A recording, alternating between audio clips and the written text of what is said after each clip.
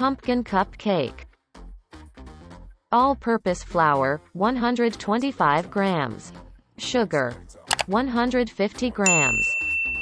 Baking powder, 1 teaspoon.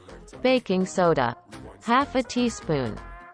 Ground cinnamon, 1 teaspoon.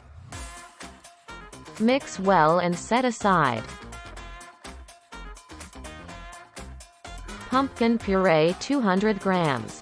Vegetable oil, 1/2 cup. 2 eggs. Whisk until smooth.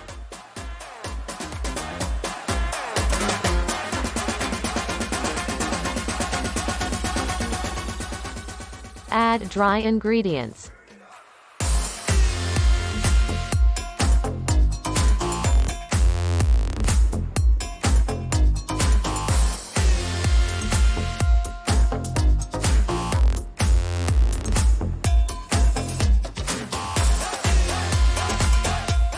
Bake at 175 degrees Celsius for 18 to 20 minutes. Allow to cool.